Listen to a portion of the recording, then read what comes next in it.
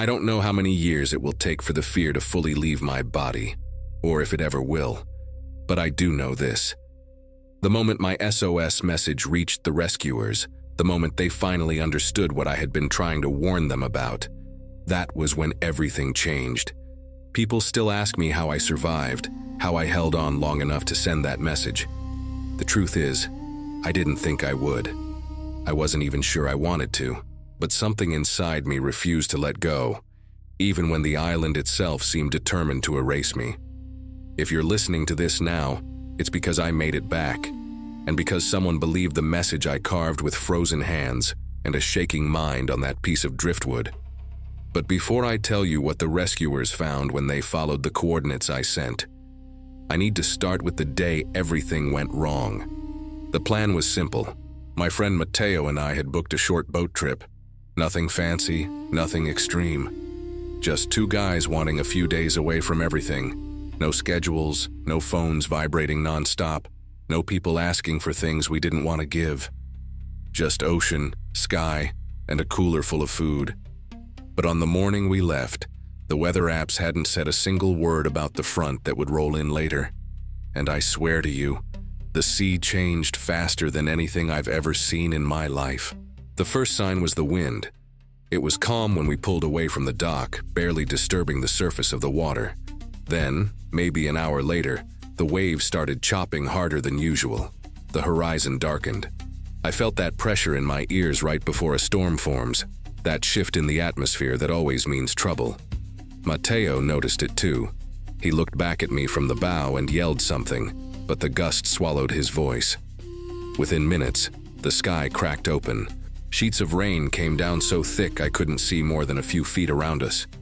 The boat tossed like a toy. Every time we hit a wave, it felt like we were lifting completely out of the water before crashing back down. I clung to the railing until my hands went numb. Matteo fought to keep the bow straight, but the wind kept slamming us sideways. The storm didn't look natural. I know storms. I grew up around the coast. But this thing felt like it had weight, like something invisible was pushing us farther and farther away, dragging us like a magnet pulling metal. The compass spun uselessly. The GPS box flashed error after error, and the radio. God, the radio just spat static no matter how hard I hit it. At some point the engine coughed, then it sputtered. Then it died completely. The silence after the engine went out was the loudest thing I've ever heard. The only sound was the roar of the storm and the groaning of the hull. Matteo screamed something at me, but the wind ripped the words away. I remember trying to reach him. I remember the boat tipping so hard to the left that I felt my stomach hit my throat. And then, well, the rest is just a blur of cold water and lightning flashing in the distance. People always want the exact moment, the second I went over the edge. But I don't remember. I don't remember slipping or falling or letting go. All I know is I suddenly wasn't on the boat anymore. I was in the water, spinning, kicking, trying to find air. When I surfaced, lightning lit up the sea, and for a split second, I saw the boat upside down, half swallowed by a wave. Matteo was nowhere. I tried to swim. I screamed his name until my throat felt like sandpaper. Nothing answered. Another wave crashed over me and I went under again. When I broke the surface a second time, the boat was gone. There's something about being alone in the ocean that no movie ever captures.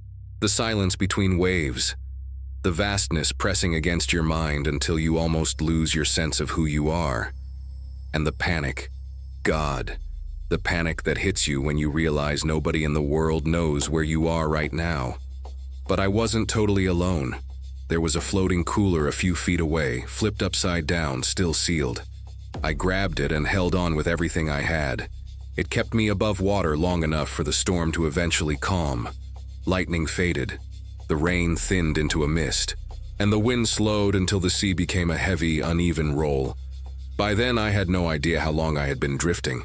My arms were trembling uncontrollably. My legs were numb, and when the sun finally pushed through the clouds, I felt its heat like it was the first warmth I had ever known. That was when I noticed land in the distance, a sliver of green rising above the waves. I don't know how far it was, maybe a mile, maybe two. but it was the only chance I had. I kicked toward it, slowly, desperately. Every few strokes I had to stop because my limbs felt like they were moving underwater in slow motion. But the cooler kept me up, and the current seemed to nudge me in the right direction. After what felt like hours, the waves started breaking differently. I could hear them smashing against rocks. The outline of the island became clearer. Thick forest, steep cliffs, no docks, no buildings, no smoke, no sign of life at all. When my feet finally touched the ocean floor, I almost collapsed. The sand felt like sinking into quick clay. I crawled out of the water, dragging the cooler with me. My lips were cracked, my eyes stung from salt, and my clothes clung to me like a second skin. I stayed there for a long time, face buried in the sand, just breathing, grateful the ocean hadn't swallowed me. When I finally stood up and looked around, that's when I realized something strange. This place wasn't on any map I knew. The shape of the coastline, the jagged cliffs, the dense trees leaning toward the beach like they were studying me. It all felt untouched, unmarked, like I was the first person to ever step foot here. I called out Mateo's name again, though I didn't expect an answer. Only the echo of the waves came back. I tried to remember the last moment I saw him. Him on the bow, his hands gripping the rail, the storm twisting everything into a blur. I told myself he might have made it to shore somewhere else on the island. Maybe he got dropped off by the waves at a different spot. That hope kept me moving. The first thing I did was open the cooler. Inside, everything was soaked but still intact. A few sealed water bottles, a couple of protein bars, a bag of dried fruit, and some ice packs, mostly melted. It wasn't much, but it was something. It meant I had a tiny head start before hunger and thirst became real problems. I tried to walk along the beach, but the sand was so soft it swallowed my feet up to the ankles. Every step took effort. Eventually, I reached a patch of firmer ground and started toward the tree line. The forest was so dense I couldn't see more than 20 feet inside. The branches tangled like they were intentionally blocking the way. But I needed shade. The sun felt like it was drilling into the top of my skull. When I stepped under the canopy, the temperature dropped instantly. The air felt heavy, almost humid, but the silence was the strangest part. No birds, no insects, no rustling. Just complete stillness. I'd grown up around forests. Silence like that usually means a predator nearby. But there were no tracks in the dirt, no broken branches, no disturbed soil. It was as if nothing had moved through here in a very long time. I walked deeper anyway. Time didn't feel normal inside that forest. Shadows played tricks. Every direction looked the same. If not for the sun's general position through the canopy, I would have lost my sense of direction immediately. I kept marking the trees with small scratches from a flat rock so I'd know the way back. After maybe an hour of walking, I heard something. Not an animal, not a person. It was a dull, vibrating thump, almost like something mechanical buried deep underground. It lasted only a second. Then it stopped completely. I waited for it to repeat, but it didn't. I told myself it was just my heartbeat echoing in my ears from exhaustion. But the truth is, the sound had rhythm, a pattern, almost like, no. I'll get to that part later. When I returned to the beach, the sun had already shifted. The waves were calmer now, almost peaceful, but the forest behind me felt anything but. I knew I needed shelter before nightfall. I picked a spot near the tree line, but with a clear view of the ocean. I gathered branches, leaves, and the driest debris I could find. The island didn't have many large rocks, so I had to improvise. By the time the sun began to drop, I had something resembling a structure, leaning, uneven, but enough to keep the wind off. As I sat there drinking a few slow sips of water, I felt something I hadn't felt the entire day. The weight of being truly, absolutely alone. No communication, no radio, no idea whether Mateo was alive.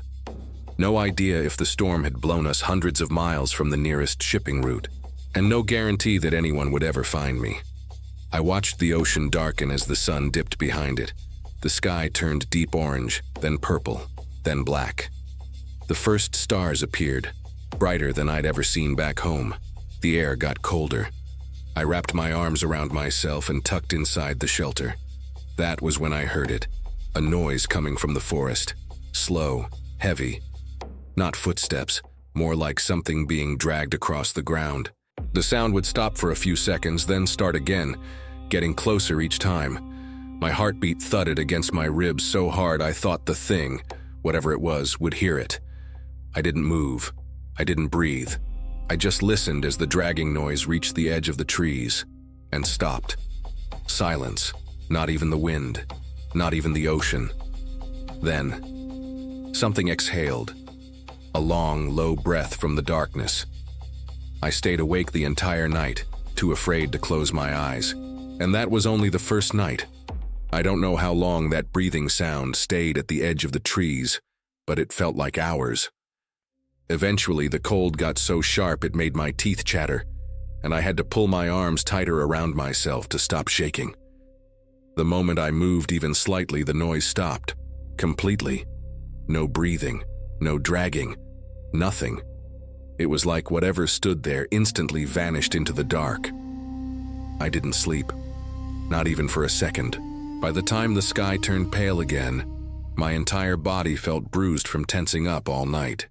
The ocean breeze actually felt like relief compared to the claustrophobic pressure I had felt coming from the forest. When the first rays of light pushed through the canopy, I crawled out of my shelter, stiff and exhausted.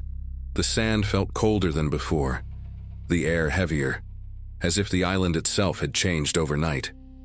I walked toward the tree line, stomach tight, scanning the ground. I expected footprints, tracks, something to confirm the noise from the night before wasn't just my terrified imagination. But the sand was smooth, the soil untouched. Not a single mark. That bothered me more than anything else could have. Something had been there. I heard it, I felt it. But the island didn't record its presence. No trace, no sign. I pushed the thought away. My priority had to be food, water, and a plan to get off that island. Those were problems I could handle. Those were real. I decided to follow the coast instead of the forest. If Mateo had washed ashore somewhere else, he'd probably stick to the beach, same as me. The island was larger than it looked from the water. The shoreline curved endlessly, and every time I thought I would reach the next bend, another stretch of sand appeared. After about half an hour, I spotted something half buried in the sand. For a moment, I thought it was Mateo. My chest tightened so hard I felt dizzy. But it wasn't a person. It was the lid of a plastic container, warped and discolored like it had been in the sun for years. I dug it out. The container itself was nearby, cracked open, nothing inside. But the fact that it was here at all meant one thing. I was not the first person to end up on this island. The thought hit me like a punch to the ribs. Maybe someone had been stranded before. Maybe they tried to leave something behind. Maybe they built something deeper inland. I had to stop myself. Letting my imagination run wild wouldn't help. But the container wasn't old enough to be from decades ago, and it wasn't rusted or rotten. This thing might have washed up recently. I kept going. The second item I found was even worse. It was a shoe. A man's shoe, newer than mine, not waterlogged, not moldy, just sitting there, as if someone had placed it upright in the sand. I picked it up. No initials, no markings, just a shoe. I set it back down exactly where it had been. Something about touching it made my skin crawl. I didn't know why, but my instincts were screaming not to take anything from this place. A few minutes later, I heard it again. That same deep, vibrating thump from the previous day, coming from somewhere under the forest. But this time it lasted longer. 3 beats instead of 1. Then silence. Then another 3 beats. A pattern. Not natural. I stepped back from the tree line the moment I heard it. The sound felt like it was coming right through the ground, like something massive and buried was shifting. Every hair on my body stood up. I waited for it to repeat. It didn't. Eventually, the noise faded, replaced by the crash of waves and the wheezing of my own breath. I turned back toward my makeshift shelter, but it felt wrong to return there, too exposed, too close to whatever had watched me through the trees the night before. I needed height, a vantage point, somewhere I could see the island clearly. So I started climbing. The rocky outcrop near the beach wasn't tall, but the climb was steep, slippery, and covered in loose gravel. Half the time I climbed on all fours to keep from sliding back down. When I reached the top, the view stole the air from my lungs. The island wasn't small. It stretched for miles in every direction. But what truly froze me was what I saw near the center. An enormous depression in the ground, almost perfectly circular, like a crater.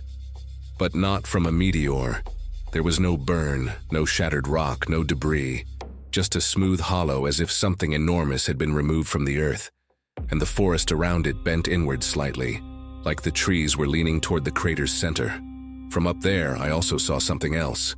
A faint line in the sand on the far side of the island. Not natural. A trail. I slid down the rocks faster than I should have, scraping my palms, cutting my knee open on a sharp stone. I didn't care.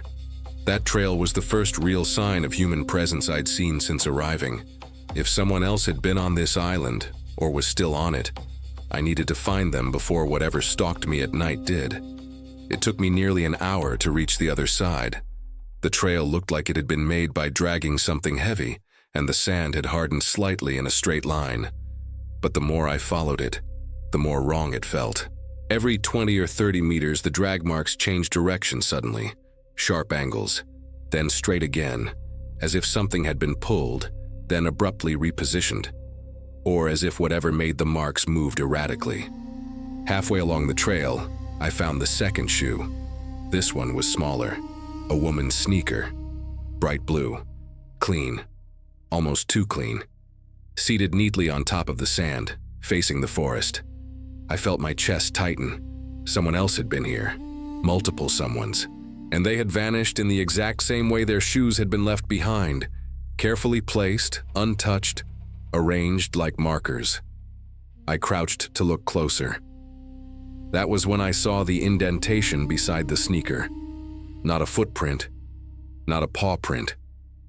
More like the mark of something heavy that had been pressed into the sand, then lifted. A long, wide imprint, too smooth to be a foot, too straight to be natural. I didn't want to know what made it.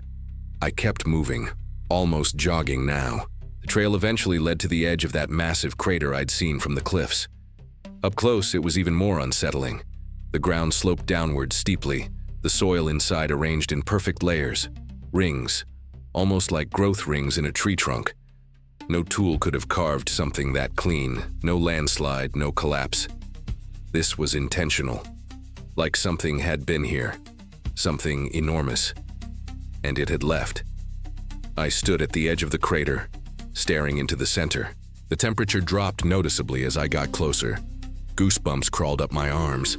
My breath misted in front of my face, even though the sun was blazing overhead. Then that vibration hit again. 3 thumps. Pause. 3 thumps. The sound resonated up through the ground, into my bones. I staggered back, nearly tripping. A pressure formed in my skull like someone was pushing their fingers against the inside of my forehead. I forced myself to walk away. But as I turned, I froze. A figure was standing at the very edge of the trees on the opposite side of the crater. Not Mateo, not anyone I recognized. Just a silhouette, unmoving, watching me. I opened my mouth to call out, but the figure stepped backward into the shadows, silent, smooth, gone. I stared at the spot for almost a full minute, but nothing moved. No sound, no branches shifting, no footsteps. I knew one thing for sure. That had not been an animal. Something, someone, was on this island with me. And they did not want to be found. I hurried back toward the beach, adrenaline making my legs tremble.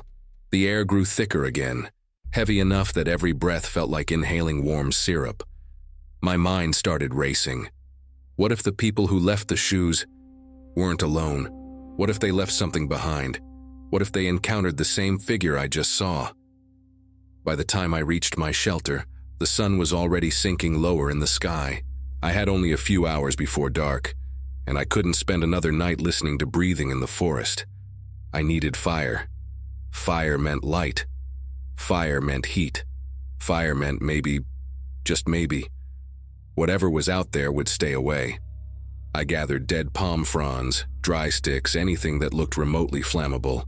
I didn't have matches, so I spent nearly an hour trying to spark 2 rocks together. When that failed, I tried rubbing sticks until my hands went raw. Nothing worked. Every attempt made my frustration spike. Eventually, I collapsed from exhaustion. Sweat dripped from my forehead into the sand. My hands throbbed. My arms felt weak. I remember thinking, if I don't figure this out, I might not survive the night. That was when I saw it. Smoke. Not from my attempt at a fire. From the forest. A thin, wispy line of gray rising straight upward like a distant signal. Someone else was here. Or something else. But it wasn't far. It was coming from the same direction where I'd seen the silhouette. Every instinct I had told me not to follow it. But if there was even a chance another human being was on this island, I had to try. With the sun sinking fast behind me, I stepped into the forest again. This time moving toward the smoke. Every branch creaked with the slightest touch. Every shadow felt like it hid eyes watching me. But I pushed forward, using broken sticks as markers so I wouldn't lose my way back to the beach. As I got closer, the smell hit me first. Not wood, not vegetation. Something else. Something sharp and almost metallic. The forest grew darker, even though the sun wasn't fully down yet. It was like the canopy thickened the deeper I went. My footsteps felt too loud, crunching over dry leaves in a place where everything else seemed to hold its breath. Then the smoke thickened, and I saw a glow through the trees. A fire. Small, controlled. A campsite. Someone had built a ring of stones, carefully arranged. A pot hung over the fire, blackened at the bottom. The flames flickered faintly as if struggling to stay alive. But the clearing was empty. Whoever had made this fire wasn't here now. Or they were watching me from the dark. My heart pounded. I stepped closer. The ground around the campsite was disturbingly clean. No footprints, no drag marks, no signs of movement. I crouched beside the pot and that metallic smell hit me again. So strong I had to turn my face away. Whatever was boiling inside wasn't food. Or at least, not any kind of food I wanted to imagine. I heard a twig snap behind me. I spun around. Nothing. Another snap, closer this time. I backed away slowly, hands shaking, breath shallow. Something moved behind the trees. Not a shape, just the faintest shift of shadow on shadow. I stepped out of the clearing. My pulse hammered in my throat. Then I heard it. A voice, a whisper. Not a language I recognized, but unmistakably human. It came from deeper in the forest, and it knew I was there. I turned and ran.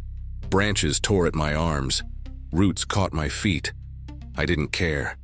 I sprinted toward the direction of the beach, lungs burning, legs screaming. And as I ran, that whisper followed me. Soft, rhythmic, almost chanting. Not chasing, just accompanying my panic, as if it wanted me to know I wasn't alone. When I burst out of the trees onto the sand, the sun had finally dipped below the horizon.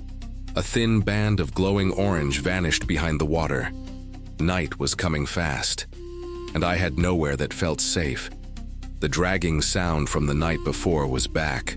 Closer, much closer, and it wasn't coming from the forest this time, it was coming from the shoreline. Whatever was on this island with me, it wasn't hiding anymore. The dragging sound grew louder, scraping across the sand like something heavy was being pulled just out of sight. My chest tightened until it hurt. The fire in the forest flickered far behind me, a dim orange pulse swallowed by the trees. The beach in front of me looked endless and empty, but the sound kept coming. I backed up slowly, eyes fixed on the darkness. My feet sank into the sand with each step. I didn't dare blink. The night air was cold enough that every exhale came out as a faint mist. I could hear my heartbeat thundering inside my ears. Then, silence. Complete silence. Even the waves seemed to pause, as if the whole island was holding its breath with me. I whispered, barely audible, "Who's there?" No response, only the vast emptiness of the shoreline. I forced myself to move toward my shelter, but my instincts were screaming, "Do not turn your back." So I shuffled sideways, step by step, never taking my eyes off the direction of the sound. Halfway there, the dragging resumed, this time behind me. I whipped around. Nothing. The sand was smooth, unbroken, undisturbed. I felt like the island was mocking me, toying with my sanity. The last traces of daylight had vanished, leaving only cold starlight stretching across the beach. It felt like anything could be hiding 10 feet in front of me, and I wouldn't see it until it was too late.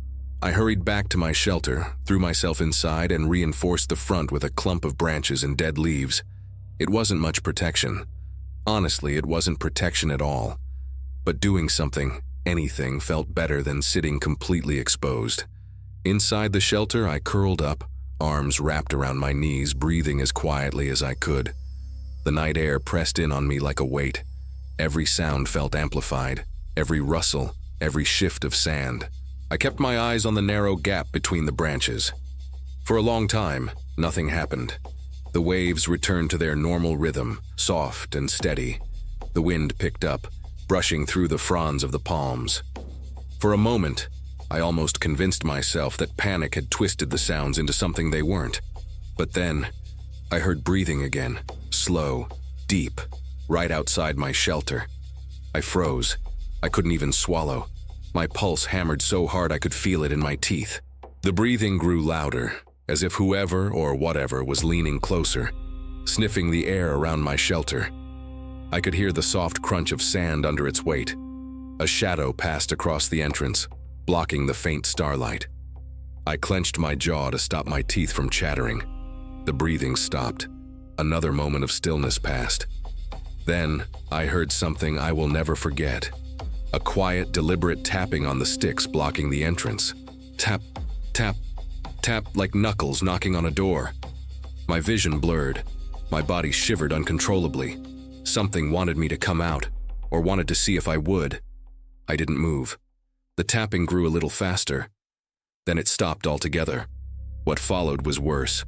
A long, slow exhale, so close I felt the air move the hairs on the side of my face.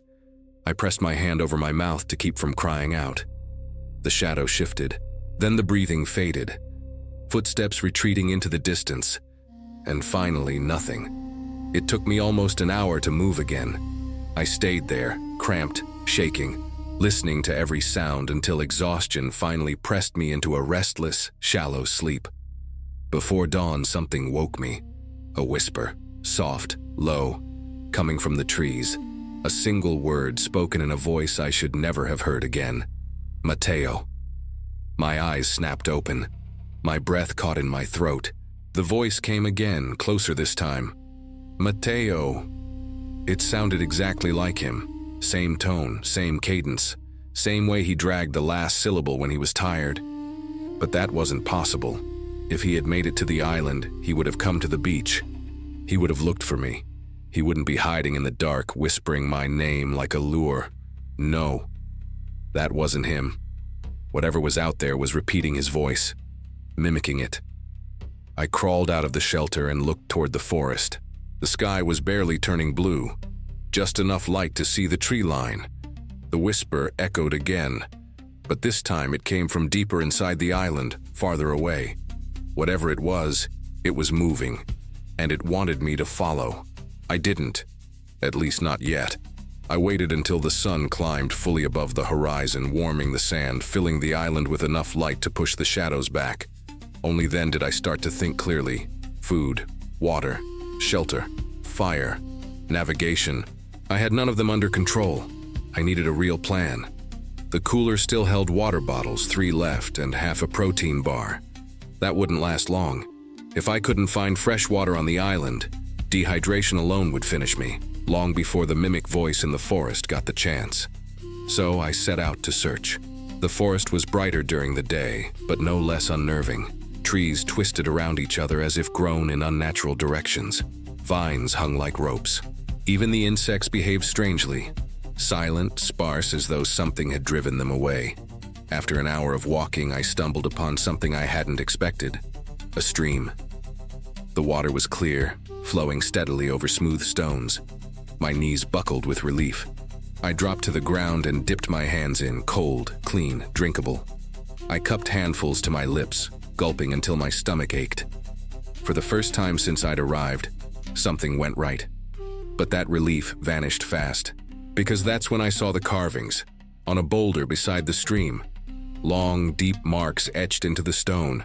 Not scratches, not erosion. Symbols, repeated, precise, carved with intention. They weren't letters I recognized. They weren't from any alphabet on Earth. One symbol in particular stood out, a spiral inside a ring, almost identical to the shape of the crater. Someone, or something, had marked this island long before I arrived. The moment my fingers brushed the carved stone, a memory snapped into place. Those rhythmic thumps in the ground, the vibration in my skull, the figure watching me from the crater's edge. None of it was random. This island wasn't unmapped because nobody found it. It was unmapped because something didn't want it found.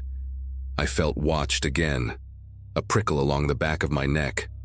I slowly raised my head, and for a split second I saw movement behind the trees opposite the stream. Not a figure this time. A shape, tall, narrow, silent.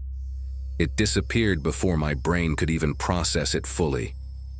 That's when I made the decision that saved my life. I turned around and ran. Not back to the beach, not to the shelter, but straight toward higher ground. The island's cliffs were the only place with a clear vantage point. From up there, I could signal for help. I just needed to reach it before the sun went down. I climbed the slope, hands gripping rocks, shoes slipping on loose dirt. Halfway up, the ground vibrated again. 3 thumps, pause, 3 thumps, strong enough that small pebbles began rolling downhill. The island was awake, or angry. I forced myself to keep moving. By the time I reached the top, my lungs were burning and my legs shaking. But the view made me freeze. The ocean stretched in every direction. But something was wrong. There were no shipping routes, no distant boats, no contrails in the sky, no signs of civilization at all. It was like the island existed in a pocket of the world that nothing ever crossed, an isolated void. But I didn't give up. I searched the cliffs until I found a thick piece of driftwood lodged between rock cracks. I hauled it out, tore fabric from my shirt, wrapped it around the top, and built a makeshift torch. Then I crouched beside the rocks and struck them together until sparks caught the cloth. When the flame flared, I almost cried. I held the torch above my head, waving it in long arcs. I screamed into the wind. I shouted my name. I shouted Mateo's. I shouted for help until my voice cracked raw. Nothing answered, except the island. From deep below, a rumble rolled across the ground, slow and guttural, like something massive shifting beneath the surface. That's when I knew. I wasn't stranded by accident.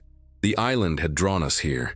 It had done the same to others before, and whatever lived here didn't want anyone leaving. I needed a plan, a real one. Something that rescuers might find if they ever crossed this area. Something that wouldn't be washed away or buried.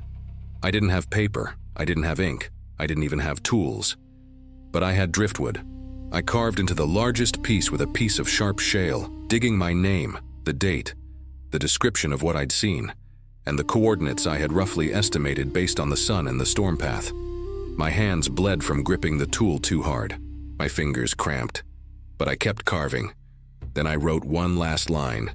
Don't come here alone. It watches. It learns. I tied the driftwood to a thick piece of rope I'd salvaged earlier from the cooler's netting. I climbed to the cliff's edge, took a deep breath, and hurled it as far into the water as I could. The ocean took it. I prayed it would reach someone. As I turned to climb down, the whisper returned. Closer than ever. Right behind me. It said my name, perfectly. I ran. I didn't look back. I slid half the way down the cliff, tearing the skin on my palms and forearms. When I hit the sand, I staggered to my feet and sprinted, lungs burning, heart racing, every instinct screaming at me to keep going. When I reached the shore, the dragging sound echoed again, multiple directions this time, as if circling me. Something was coming. Something that did not want me to send that message. That night was the longest of my life. I sat in the dark, gripping 2 rocks as weapons, listening as the dragging circled closer and closer. The whispers multiplied, different voices, different tones, some familiar, some not. They surrounded the beach, but they never stepped into the open. Not until morning light hit the sand. The moment the sun rose, everything stopped. The dragging, the whispers, the breathing, gone, vanished. For the first time, I wondered, maybe whatever lived here couldn't stand the sun. That was my only advantage. I took it. I built a massive fire on the beach using dead palms and branches. The flames roared so bright the heat stung my face. I kept feeding it until the smoke rose in a thick black column that couldn't be missed by anyone within 10 miles. Hours passed. I stayed awake, burning everything I could find. In the afternoon, I heard it, the faint hum of an engine. At first, I thought I was imagining it. I stood up, legs weak, and scanned the horizon. There, a small rescue plane circling low. They saw the smoke. They saw me. I waved my arms, screaming until my voice cracked. The plane dipped its wing. A signal. They had me. But I should have been relieved. I wasn't, because at that exact moment, a figure stepped out from the edge of the forest behind me. The same silhouette I had seen near the crater. But now, in full daylight, I could see it wasn't shaped right. Too tall, too thin, too still. The sunlight hit its form strangely, like it wasn't fully solid. The air around it shimmered. And when it tilted its head toward me, I felt the same pressure in my skull that the ground vibrations had given me. It didn't move closer. It didn't speak. It just stood there, watching. Like it knew I was leaving, like it knew I shouldn't have. When the rescue team arrived by boat, I didn't look back. Not once. I kept my eyes on the rescuers, on their uniforms, on the blessed sound of human voices. They dragged me aboard, wrapped me in blankets, handed me water. I tried to explain what had happened, what I saw, what stalked the island. They thought the sun had gotten to me, until they found the driftwood message and saw the last line. It watches, it learns.